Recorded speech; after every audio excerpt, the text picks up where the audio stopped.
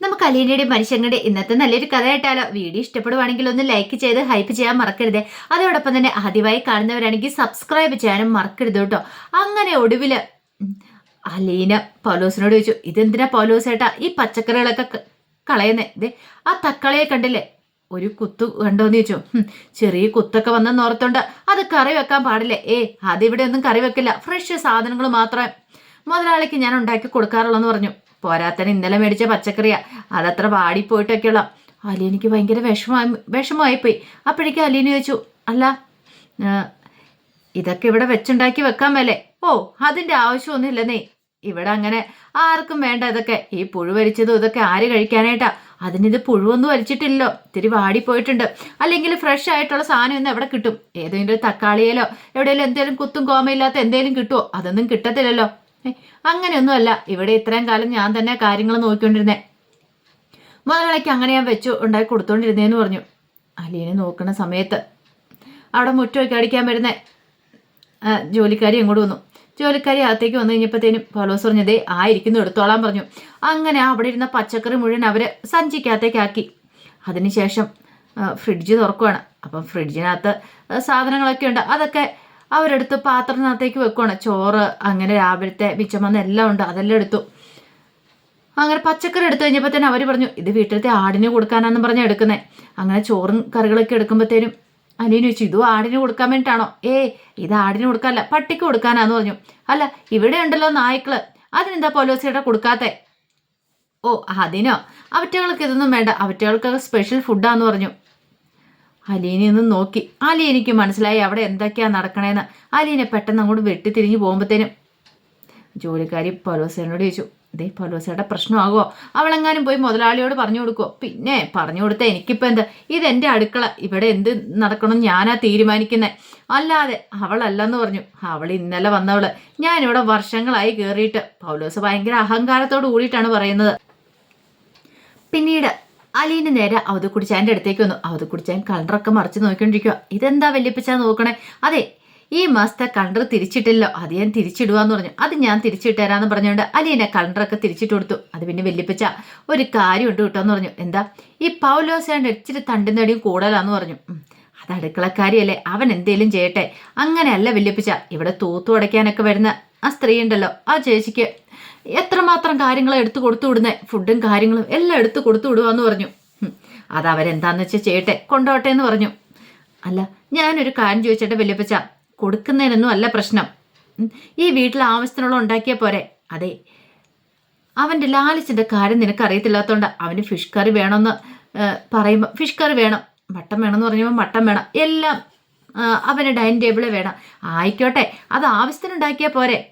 ബാക്കി വരുന്നിടത്ത് ഫ്രിഡ്ജ് വെക്കാലോ, അല്ലെങ്കിൽ ഇവിടുത്തെ ജോലിക്കാർക്ക് കഴിക്കാലോ. അവരൊക്കെ കഴിക്കുന്നുണ്ടല്ലോ മോളെ.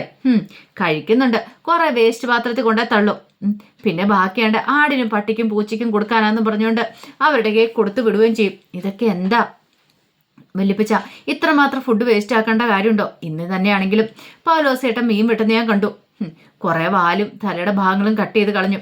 അതിനകത്തുനിന്ന് തന്നെ ഒരു കറി വെക്കാം. ആ കട്ട് ചെയ്ത ഭാഗത്തുനിന്ന് തന്നെ ഇങ്ങനെയൊക്കെയാണോ ചെയ്യുന്നത്? മോളെ, അത് അടുക്കളക്കാരിയല്ലേ, ഇത്തിരി അങ്ങോട്ടും ഇങ്ങോട്ടും പോയെന്നോർത്ത് നമ്മളത് വിഷമിക്കേണ്ട കാര്യമൊന്നുമില്ല. വല്യപ്പച്ചൻ അത് പറയാം. ഈ ഫുഡൊക്കെ വേസ്റ്റ് ആക്കുന്നതിൻ്റെ വിലയെ അത് വല്യപ്പച്ചൻ അറിയാത്തോണ്ടാ. എനിക്കറിയാം. ഒരു നേരത്തെ ആഹാരം ഇല്ലാത്തതിൻ്റെ ബുദ്ധിമുട്ട് അനുഭവിക്കാൻ എത്രയോ പേരുണ്ട്. അന്നം ദൈവമാണെന്നാ ബ്രിജിത്തമ്മ ഞങ്ങളെ പഠിപ്പിച്ചിരിക്കുന്നത്, അറിയാവോ? അനാഥാലയത്തിലായിരുന്ന സമയത്തെ ഒരു നേരത്തെ ആഹാരത്തിന് പോലും ഞങ്ങൾ കാത്തു ഇരുന്നിട്ടുണ്ട്, ആരെങ്കിലും കൊണ്ടു തരുന്ന കാത്ത്. അതൊന്നും പറഞ്ഞാൽ വല്യപ്പച്ചന് മനസ്സിലാവില്ല. അപ്പോഴേക്കും അത് കൂടി ചെയ്യാൻ പറഞ്ഞു, നീ എന്തിനാ എപ്പോഴും ഈ അനാഥാലയത്തിൻ്റെ കാര്യം പറയണേ? അതങ്ങോട്ട് മറന്നേക്കെന്ന് പറഞ്ഞു. മറക്കാനോ? ഞാനോ? അനാഥാലയത്തെക്കുറിച്ച് ഞാൻ മറന്നിട്ടുണ്ട്, പിന്നെ ഈ അലീനയില്ല. 10-23 വർഷക്കാലം എന്നെ തീറ്റിപ്പോറ്റിയതാ അനാഥാലയം അല്ലേ? എനിക്കങ്ങനെ മറക്കാൻ പറ്റുമോ വല്യപ്പച്ച?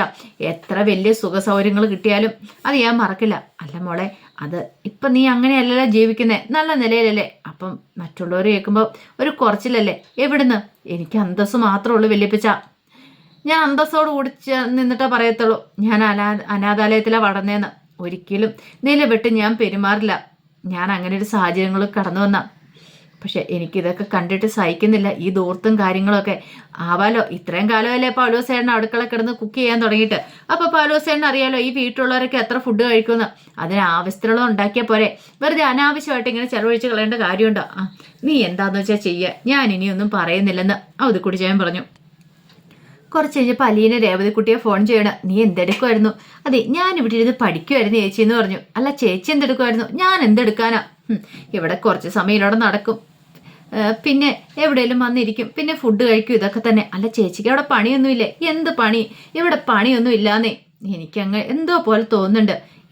അതിന് ചേച്ചി എന്തിനാ ടെൻഷൻ അടിക്കുന്നത്? ചേച്ചിയുടെ പപ്പാട് പറ എന്തെങ്കിലും പണി തരാനായിട്ട്. അല്ലെങ്കിൽ അതെ, ഞാൻ പഠിക്കുന്ന പോലെ എന്തെങ്കിലും ഒരു കോഴ്സ് പഠിക്കുക. ഈ പ്രായത്തിൽ ഞാൻ ഇനി എന്ത് പഠിക്കാൻ പോരേട്ടാ? ചേച്ചിക്ക് പ്രൊഫഷണൽ കോഴ്സ് ഏതെങ്കിലും ഒന്നിന് ചേരാലോ. അതൊന്നും നടക്കുന്നൊന്നും തോന്നില്ല എന്ന് പറഞ്ഞു. ചേച്ചി ഇങ്ങനെയൊന്നും പറയില്ലേ എന്ന് പറഞ്ഞു രേവതിക്കുട്ടി. അല്ല, ചേച്ചി ഫുഡ് കഴിച്ചോ? കഴിക്കണമെന്ന് പറഞ്ഞു. എനിക്ക് ഒട്ടും ഇഷ്ടപ്പെടുന്നില്ലെന്നേ ഇവിടുത്തെ ചില കാര്യങ്ങളൊക്കെ. ഒന്നും പറയാനുള്ള സ്വാതന്ത്ര്യം കാര്യങ്ങളൊക്കെ ഇല്ല. ഇവിടെയെല്ലാം തോന്നിയതുപോലെ തന്നെയാ. നമ്മൾ പറഞ്ഞാൽ മറ്റുള്ളവർക്ക് അത് ഇഷ്ടപ്പെടത്തുമില്ല. പപ്പായാണെങ്കിൽ ഒട്ട് പറയത്തുമില്ല. അല്ല, ചേച്ചിക്ക് തോന്നുന്ന കാര്യം ചേച്ചി പറയണം. എന്ത് ചെയ്യാൻ എൻ്റെ മോളെ, അതിന് അവിടുത്തെ വീടൊന്നും അല്ല ഇവിടെ. അതൊന്നും പറഞ്ഞിട്ടൊന്നും ഒരു കാര്യമില്ല. ചില സമയത്ത് എനിക്ക് നല്ല സങ്കടം വരുമെന്ന് പറഞ്ഞു. ചേച്ചി സങ്കടം വരുമ്പോൾ ചേച്ചി എന്നെ വിളിച്ചാൽ മതി കേട്ടോ. ചേച്ചിയുടെ വിഷമങ്ങളും വേദനകളൊക്കെ ഞാൻ മാറ്റിത്തരാമെന്ന് പറഞ്ഞു. ശരിയെന്ന് പറഞ്ഞു. അങ്ങനെ കുറച്ച് സമയം കൂടെ സംസാരിച്ചിട്ടാണ് അലീന കോള് കട്ട് ചെയ്യുന്നത്. കുറച്ച് കഴിഞ്ഞപ്പം അവധിക്കുടിച്ചായൻ റോബിച്ചനെ വിളിക്കുകയാണ്. അങ്ങനെ വിളിക്കുന്ന സമയത്ത് റോബിച്ചൻ ചോദിച്ചു, അല്ല അപ്പച്ചൻ ഇത് എവിടെയാ? എടാ, ഞാൻ ലാലിച്ചിൻ്റെ അടുത്താ. അല്ല, അപ്പച്ചൻ എന്താ ഇങ്ങോട്ടേക്ക് വരാത്തെ? അതിപ്പം ഞാൻ പെട്ടെന്ന് അങ്ങോട്ടേക്ക് വന്നിട്ട് എന്താവാനാ? അല്ല, അപ്പച്ചൻ അവിടെ ഒരു പെണ്ണിനെ ഓടിക്കാൻ പോയതല്ലേ, എന്നിട്ട് എന്തായി? അവളെ പറപ്പിച്ചോ? എൻ്റെ റോബിച്ച, അങ്ങനെ പറപ്പിക്കാൻ പറ്റുന്നൊന്നും അല്ല അവളെ. അതെന്താ? അതെ, നീ ഇവിടെ വന്ന് കാണണം അവളെന്ന്. അതെ, ലാലിച്ചാൻ്റെ മോളാന്നും പറഞ്ഞല്ലേ അവളവിടെ കയറി കുടിയിരിക്കുന്നേ. അവളെ ഇറക്കി വിടാൻ വരായിരുന്നോ? ഇറക്കി വിടാൻ പറ്റില്ലാന്നേ. അതെന്താ അങ്ങനെ പറയണേ? അപ്പച്ചന് എന്തു പറ്റിയെന്ന് ചോദിച്ചു. എടാ, അതിനെക്കുറിച്ചൊക്കെ പിന്നെ പറയാം. എന്താണെങ്കിലും ഇവിടെ നിൽക്കണം. അവളെ പറപ്പിക്കാൻ പറ്റില്ല. അവളെ ഓടിക്കാൻ പോയിട്ട് അപ്പച്ചൻ ഇങ്ങനെ പറയണോ? എടാ, അവളെവിടെ നിൽക്കുവാണെങ്കിലോ ചില മാറ്റങ്ങളൊക്കെ വീട്ടിൽ കൊണ്ടുവരാൻ പറ്റുള്ളൂ. മാറ്റുമോ? എന്തു മാറ്റം? അതെ, ലാലിച്ചൻ്റെ കൊടി മാറ്റണം. അതുപോലെ വീട്ടിൽ കുറെ പരിഷ്കാരങ്ങളൊക്കെ വരുത്താനുണ്ട്. അവളെ കൊണ്ട് അതൊക്കെ സാധിക്കും. ഓഹോ, അപ്പൊ ലാലിച്ചാൻ്റെ കുടി മാറ്റാൻ വന്നാണോ അവളെ? അപ്പച്ചൻ എന്തൊക്കെയാ പറയണേ? എടാ, അതൊന്നും പറഞ്ഞാൽ നിനക്ക് മനസ്സിലാവില്ല. നീ വന്ന് അവളെ ഒന്ന് കണ്ടു കഴിയുമ്പോൾ നിനക്ക് മനസ്സിലാവും. ഈ അപ്പച്ചന് ഇത് എന്തു പറ്റിയെന്തോ എന്നൊക്കെ പറഞ്ഞ് ദേഷ്യപ്പെട്ട് റോബിച്ചന് കോള് കട്ട് ചെയ്തു. കുറച്ച് കഴിഞ്ഞപ്പോൾ അലീന നേരെ അടുക്കളയിലേക്ക് വന്നു. ബൈജു അതുപോലെ പൗലോസും കൂടെ സംസാരിച്ചുകൊണ്ട് നിൽക്കുമായിരുന്നു. അവള് വരുന്നുണ്ടെന്ന് പറഞ്ഞു. പൗലോസ് കരയ്ക്ക് എരിഞ്ഞുകൊണ്ടിരിക്കുകയാണ്. അപ്പോഴേക്കും അലീന എന്നിട്ട് അവിടെ ബിഷോപ്പറുണ്ട്, അത് തുറന്നു നോക്കുവാണ്. അത് കണ്ടപ്പോൾ പൗലോസ് പറഞ്ഞു, കുഞ്ഞെ, അതിനകത്തൊന്നും കൈയിടേണ്ട കാര്യമൊന്നുമില്ല. അതെന്താ? ഞാൻ അത്താ തൊട്ടാൽ എന്താ കുഴപ്പം? ഞാൻ നോക്കുന്നുണ്ട്, എന്തെങ്കിലും പ്രശ്നമുണ്ടോ? അത് കുഞ്ഞ് കയറി നോക്കേണ്ട കാര്യമില്ലെന്നാ പറഞ്ഞേ. അടുക്കള കാര്യങ്ങളൊക്കെ ഞാൻ നോക്കിക്കോളാം. ഞാനുണ്ടല്ലോ, ഇത്തരം വർഷങ്ങളായിട്ട് ഞാനല്ലേ നോക്കിക്കൊണ്ടിരുന്നേ. ആയിക്കോട്ടെ, പക്ഷേ ഒരു കാര്യമുണ്ട്. ഞാൻ നോക്കേണ്ട കാര്യങ്ങളൊക്കെ ഞാൻ നോക്കും. ഞാനും ഒരു അടുക്കളക്കാരിയായിരുന്നേ. അതുകൊണ്ട് ഇങ്ങനത്തെ കാര്യങ്ങളൊക്കെ കണ്ട എനിക്കും നോക്കാതിരിക്കാൻ പറ്റില്ല എന്ന് പറഞ്ഞു. അല്ല കുഞ്ഞെ, മനഃപൂർവ്വം എന്നോട് ഉടക്കുണ്ടാക്കാൻ വന്നിരിക്കുവാണോ? ഉടക്കുണ്ടാക്കാനോ? ഞാനൊരു ഉടക്കുണ്ടാക്കാനൊന്നും വന്നില്ല എന്ന് പറഞ്ഞു. അത് കേട്ടും പൗലോസിന് ഇഷ്ടപ്പെട്ടില്ല. അലീന പെട്ടെന്ന് ആ കവറിനകത്തു നിന്നുള്ള സാധനങ്ങൾ പുറത്തെടുത്തിട്ടു. കുറച്ച് പച്ചക്കറി മീനും ഒക്കെ ആയിരുന്നു. പിന്നീട് ചോദിച്ചു, അല്ല ഇതാരായി മീൻ വാങ്ങിക്കൊണ്ടുവന്നേ? അപ്പോഴേക്കും ബൈജു പറഞ്ഞു, ഞാനാണ്. ഇത് എത്രയുണ്ട്? ഒരു 200 ഉണ്ടെന്ന് പറഞ്ഞു. ആണോ? എത്ര രൂപയായി? കിലോയ്ക്ക് 900. ഓ, 900 ആയല്ലേ? അപ്പോഴേക്കും അലീന പൗലോസിനെ നോക്കി. എല്ലാ ദിവസവും ഇവിടെ മീൻ വാങ്ങിക്കുന്നുണ്ടല്ലോ. 200 വെച്ചുള്ള എല്ലാ മീനും.